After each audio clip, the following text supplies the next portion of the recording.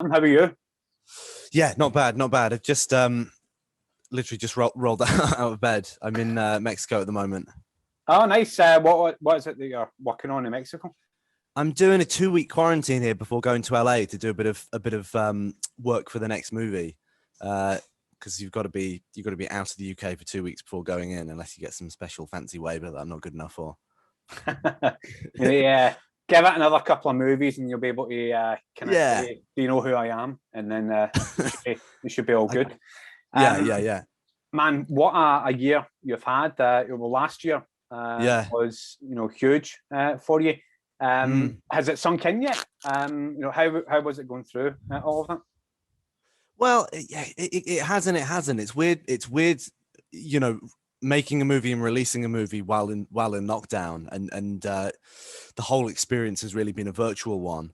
But there's kind of been a few moments where it's broken through, and I've kind of realized the scope of what we've done, and that it's reached so many people, and it was really all the face-to-face interactions that we luckily managed to have after the first lockdown. We had this little cinema run which slotted perfectly between lockdowns 1 and 2, and just going. I mean, it's why you make these movies. You go and sit in a cinema and look at the back of people's heads and watch as their shoulders jump, and and they laugh at all the right moments and scream at all the right moments. It's why we do what we do. But it's been very surreal. You're giving an industry talk at the Glasgow Film Festival. Yes. What's it like to be able to, take part in that and kind of share, your experiences so far? It's honestly my favorite thing to do, is to speak to kind of upcoming filmmakers, or speak to anyone who might kind of might be able to take something from the experiences that I've had making Host and making a lot of the other kind of low budget stuff that I've made, because it was really, like, Host was really kind of revelatory experience to me. It was a real kind of reinvigorating project.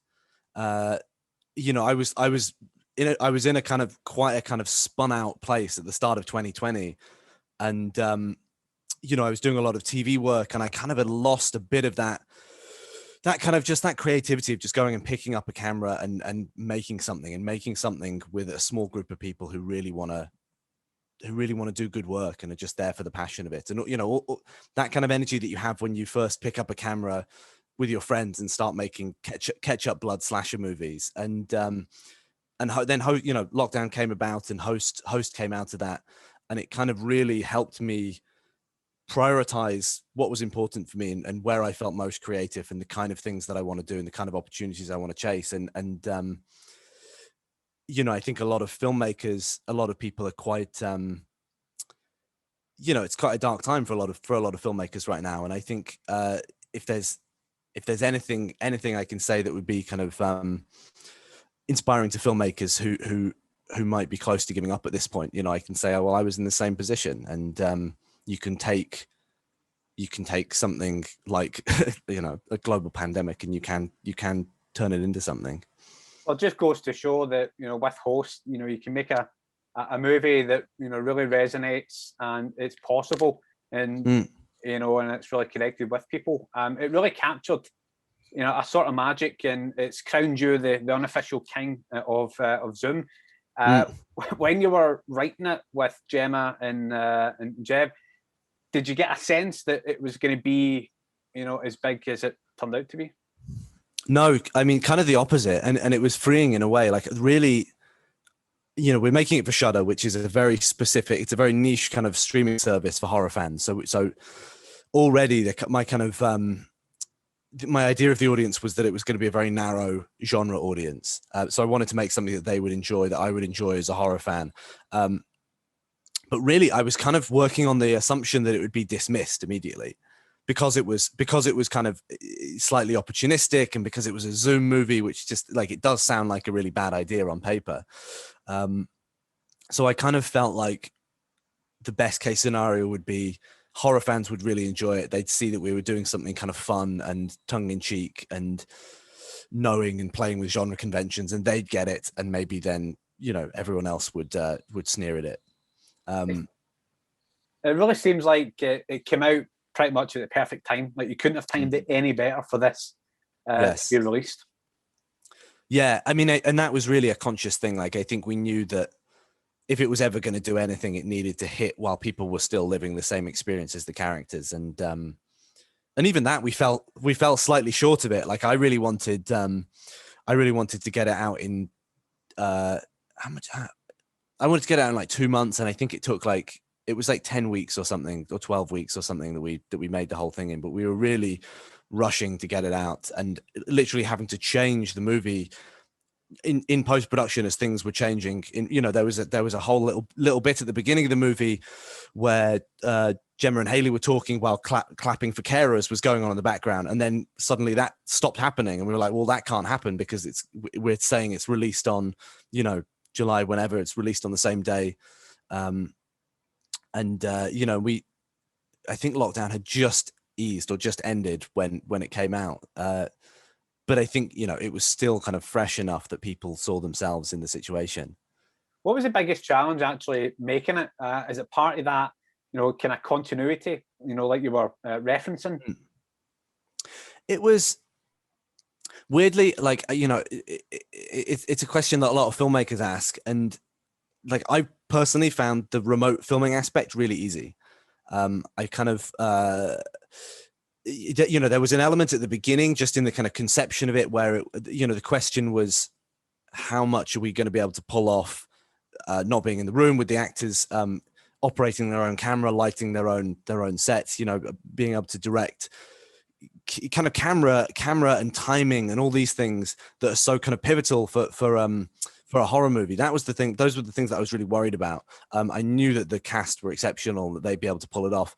It was really just about how we'd be able to string those set pieces, because a horror scene, if you're off by a fraction of a second, it can be the difference between a scare and not a scare. But luckily, because I'd worked with all of these actors before, and because they all just wanted to make the best possible thing, we were able to just keep ironing over things until they worked, and we'd reshoot and we'd keep going back.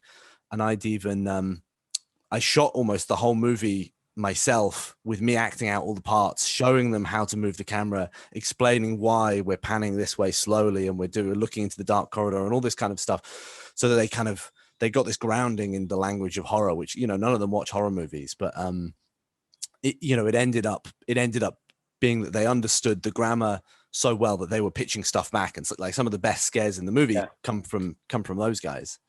How was the edit? Because when you watch the film, you get that real sense that literally nothing is wasted in that runtime. Every single frame, every single scene means something. Was that organic, or was it a case that after shooting, you edited down to that, just over an hour? It's it's all down to Brenna Rangat, our amazing editor. I mean, the one thing, and it was like the very first conversation I had with her, is like, we're not going to be able to have a script. We're going to have to improvise a whole load of this. So you're going to have a huge amount of rushes, because you've got sometimes 7 characters on screen, all recording their own close-up. It's 7 movies you have to keep track of. And I said to her, the one thing that I'm worried about is this is going to feel like one of those improvised movies where it feels like it was more fun to make than it is to watch. It feels rambling. It feels pointless. I wanted this movie to feel very kind of very decisive and have a real sense of forward motion, without a moment wasted, like you said. It was really just Brenna kind of going through all the rushes and shaping that into something that felt really purposeful. And it was something that we were kind of looking for when we were working, me and the actors. What we do is I'd start, we jump onto Zoom in the morning, we'd say our hellos, I'd kind of talk them through the scene. I talk them through kind of how I wanted the audience to feel in the scene, the certain beats of the scene that I wanted, how we wanted the audience to relate to their characters within the scene. And then I just kind of let them rip on a really long take. Kind of 2-minute scene would run 10 minutes. So we get lots of great kind of flowing, natural improvisation. And then I'd be scribbling notes all the time. I'd be muted. I'd be off the call. And then I'd jump back on. I'd say, cut this, try this. We'd squeeze it down. And then normally by about take 3 or 4, we had it in a place where it's kind of similar to what you see on screen. And then Brenna was able to take that kind of like that more structured take 3, 4 that's closer to the time the scene wants to run, but then she'd be able to kind of bring in all this color from the earlier takes that felt fresh and spontaneous because it was the first time the actors were doing it. And just that balance, she just did such great work in such a limited amount of time. Did the whole process, and obviously the pandemic, make you feel that little bit more appreciative of the kind of smaller things, like actually being able to be on set with a cast and, you know, things like that? Yeah, it did. It definitely made me feel like I wanted to get back on set. But it was, you know, I think that it had a different energy, but it was very kind of it was a very kind of easy process working with the actors because I knew them so well already. And that kind of energy that you get on a set when you're in, you know, you're looking in a person's eyes and you're on the set in the same physical space. We kind of arrived at that, and I think it's because we already had that shorthand. I think I'd be wary to do a movie like that with people that I didn't know and didn't have that familiarity with. Yeah, for most of us, you know, lockdown has meant, you know, catching up movies, catching up on TV shows, but it's been a particularly good time, you know, for the horror genre. There's this, you know, resurgence, if you will. What do you put especially that British? Down? Yeah, what do you put that down to? Is it purely because of the pandemic, or, you know, because it's been a kind of slow build for me, I think, in horror, you know, coming back into the, you know, the front stage? Yeah, I don't know. It's interesting because, well, you know, one of the things when we were making Host, one of the things I'd have a post-it above my laptop just reminding me that, like, the first week of lockdown, I got out my Ingmar Bergman and Tarkovsky box set, and I was like, right, I'm going to watch all these movies I've been putting off. And I got about, you know, 5 minutes into Cries and Whispers or whatever, and decided to put on Halloween 4 instead. And I just wanted to make a movie that people would want to watch in lockdown. And I think people naturally reach towards horror in times of crisis. I think it's just such a kind of cathartic primal scream that you can squeeze into 2 hours rather than letting it permeate your whole day. And you know, I know that I mean, I watch all sorts, but I'm a huge horror guy, and like horror's been such a kind of solace through lockdown. And I think also the horror community is so kind of, you know, they're so active, especially now during lockdown. You know, I've had so many great discussions off the back of Host about its influences and what people are watching and getting recommendations. It's just such a nice community as well. What else have you been catching up on? Any TV shows, anything like that? What have I been watching? Well, no, I did the obvious. I did you know, Saint Maud and His House, which I thought was incredible. His House, I think, was probably my favorite horror movie of last year. But I don't know. I mean, I watched a lot of movies in preparation for Host. I watched a lot of found footage movies. I watched the obvious ones. I watched Paranormal Activity. I watched Unfriended. But no, I don't know. But I've hit this weird kind of impasse where I haven't watched a movie in so long. I haven't watched a movie in months because I'm kind of so itching for the cinema experience again. It always feels my attention span has just become, you know, it's so fleeting now in lockdown. It feels like there's a million things I could be doing, and I normally don't end up doing any of them. But just having that total focus to turn your phone off, to be in a dark room, and watch a movie, I feel like I just need to go back to the cinema. You know, I when lockdown broke, I went to see so many films, and then to be kind of thrown back into lockdown, it all feels a little underwhelming. Yeah, I think we all need that cinema experience again. As of this week, I think cinemas are due to reopen. I think mid-April or something like that. So the countdown begins. Yeah. You know, just to ask you as well, you know, you're working on a lot of exciting things. You know, congratulations on that. You know, Blumhouse 3-picture deal. Can you remember the moment you got that call, or the moment that you got that email from them, and that conversation you had? Yeah, I can. I mean, I was because we're like I had an idea for a movie that I wanted to do as the follow-up to Host, and it was a movie that it was a movie that I'd kind of already been pitching around before Host. It was in a similar vein. I mean, it's kind of a sister piece to Host, and Host doing so well kind of put me in a position where I could pitch it around. And I was doing all these Zoom meetings and pitching the film around, but also pitching the idea of sort of pitching the team as well, saying like we're on such a kind of creative role with Host. We're all feeling so kind of energized. We'd love to make 2-3 movies, just keep following this momentum. And we were pitching around, and we got lots of interest. And I pitched it to Blumhouse. I pitched it to Ryan at Blumhouse, who really liked it and was taking it. He said he was going to take it up to Jason, but it sounded like it was probably not going to be a thing. He was like, "Well, I love it. I got to speak to Jason." And then I was getting a coffee in town in London with a friend of mine and we were talking about Host and how weird the whole thing was.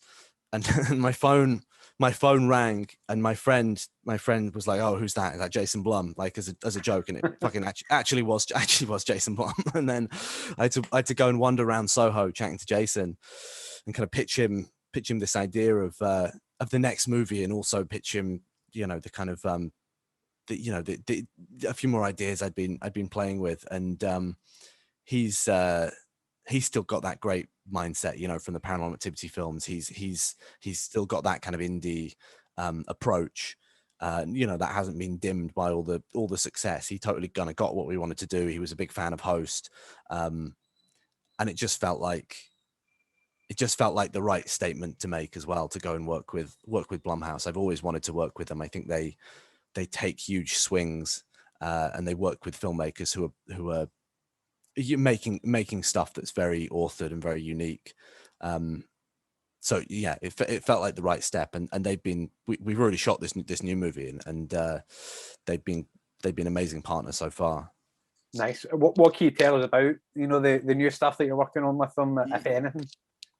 Yeah. So what can I say? We haven't revealed cast, we haven't revealed title yet, but it is a kind of sister piece to Host. It's not related in any kind of tangible way, but it thematically, it's quite similar. It's another movie that's set in the here and now. We shot it during lockdown too, and it's very much set during the pandemic. It's not a pandemic movie like Host. It's just kind of backgrounded by the way that our attitudes towards lockdown have changed.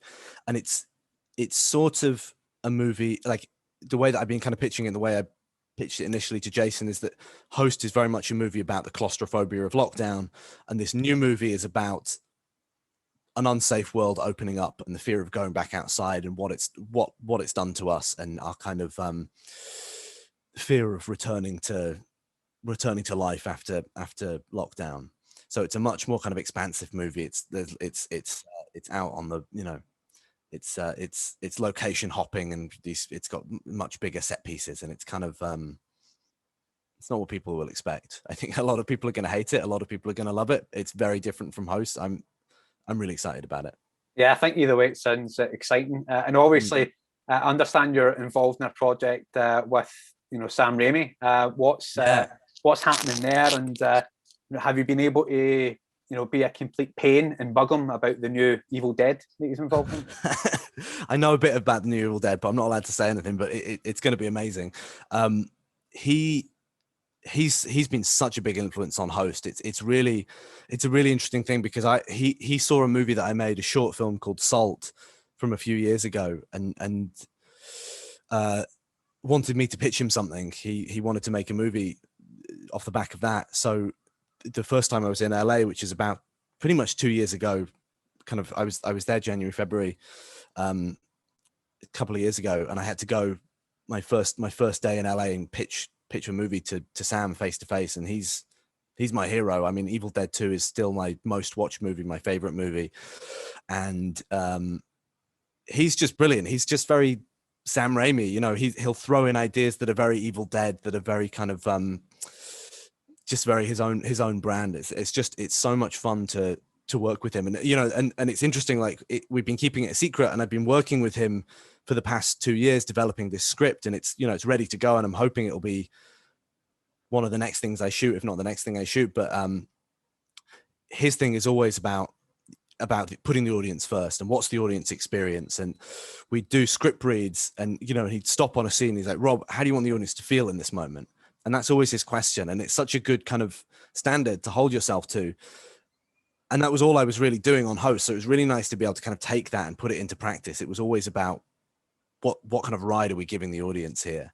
Are you doing this? Is this for you? Is this a kind of wanky directorial thing that only, a few cineasts are gonna understand and appreciate? Or are you going to do something for, the people there on a Friday night wanting a good time? And you should always go, in his estimation anyway, you should always go for the kind of the broadest kind of audience experience and make sure they're having fun, make sure that they know where they are emotionally, which sounds really simple, but it's a really good metric to use. Did you see the rumours? These only came out maybe today or even yesterday about Bruce Campbell apparently appearing in Doctor Strange 2 as Ash. Oh man, wouldn't that be amazing? That'd be crazy. I don't know. Yeah, I don't know. I mean, I don't know anything about it, but I mean, I think everyone just wants to see him back as Ash, don't they? Yeah, I think that basically everyone would. I think would love that. And just one final question. Yeah. How are things going with See Home? I understand that's one of your projects that you've got on the go. Yeah, that's been one. So, I mean, See Home's just a working title. It's a movie that I've been developing for like 5 years or something. It's kind of we sort of pitching it as like a fucked up Amblin movie. It's like if E.T. kind of mutated into the Thing. So it's a very kind of I don't know. It's a movie that I'd love to make, and it's one that's very kind of it's very British, and it's what can I say about it? It's one that's been through Creative England and the BFI, and it's very much taken that sort of path, like same as movies like Saint Maud. And I'd love to make it because it's so British, and I think we need more British horror movies. It's something that we used to be so good at, but we've slightly dropped the ball. Well, until recently, I think we totally owned last year, and long may it continue. Well, Rob, it's been great chatting with you. Best of luck with everything. Thanks so much. We're certainly looking forward to what you do next, anyway. Amazing. Cheers. Thanks so much. Ladies and gentlemen, you're watching Hey You Guys! Hey You Guys, huh? Hey You Guys. Is that from the Goonies? It is indeed, yeah. Nice. Hey You Guys!